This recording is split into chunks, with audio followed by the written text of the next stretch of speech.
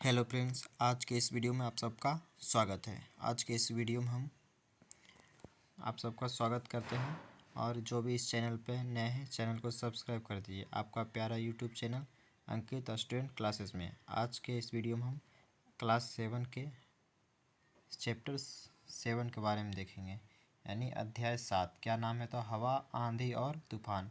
हवा, आंधी और तूफान, यानी अध्याय कितना है? तो 7। इससे पहले मैंने अध्याय 6 तक करा दिया। आप नहीं देखे तो जाकर देख सकते हो, उसके लिए आपका प्लेलिस्ट भी बना हुआ है।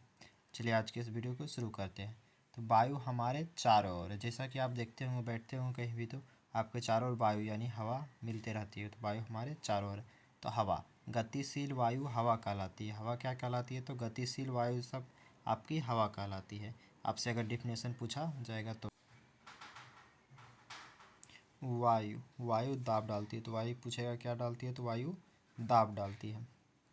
उसके बाद वायु के भार के कारण पृथ्वी पर जो दबाव पड़ती है उसे वायु दाब कहते हैं।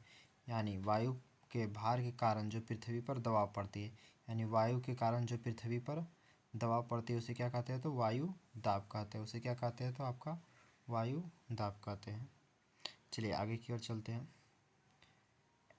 आगे आप इसका स्क्रीनशॉट लेना चाहते हैं तो ले सकते हैं। यहाँ पास क्या आपका बोल रहा है? तो इसमें आपका बोला जा रहा है वायु दाब डालती संबंधित गतिविधि या अनुभव, यानी वायु से क्या क्या अनुभव आपको मिलता है वो आप देख सकते हैं।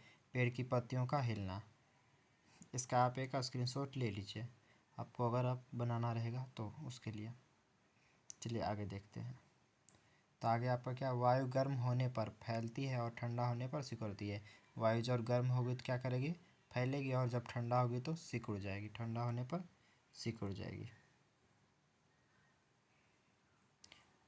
इसके बाद देखते हैं, वायु गर्म होने के कारण ऊपर उठती है। जब गर्म होती है तो ऊपर उठती है, उसे स्थान का वायु दाब कम हो जाता है। और वहाँ जब जिस स्थान से उठती है तो वहाँ का वायु दाब कम हो जाता है, जिसके कारण वहाँ अन्य जगहों से ठंडा वायु आने लगती है। यानी वहाँ पास क्या, कैसा मौसम हो जाता है? तो ठंडा मौसम हो जाता है। कैसा हो जाता है? तो ठंडा मौसम हो जाता है।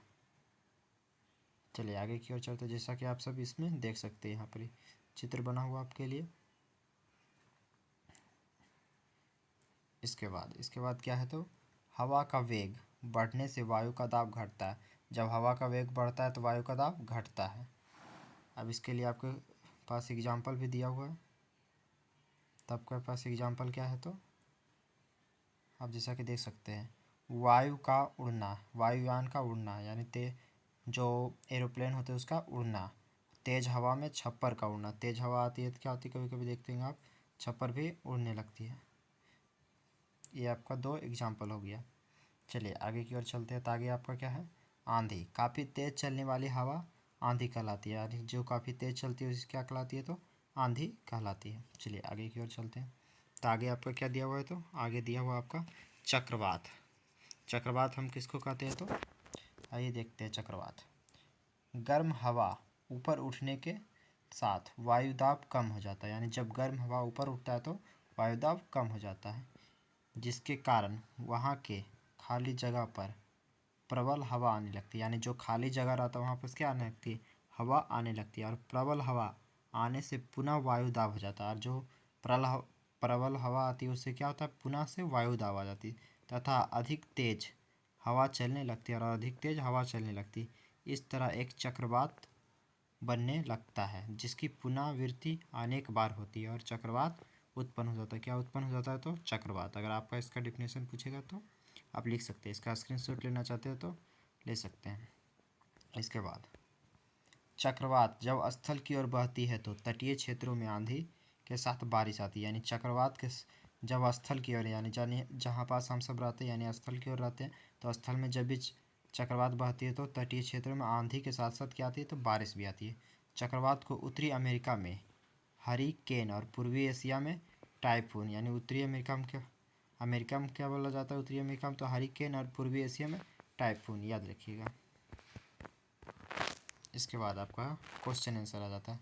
क्वेश्चन आंसर आप जैसा देख सकते हैं, पवन दिशा सूचक का उपयोग किया जाता है। तो पवन की दिशा जानने के लिए किया जाता है, यानी ए नंबर ऑप्शन इसका हो जाएगा।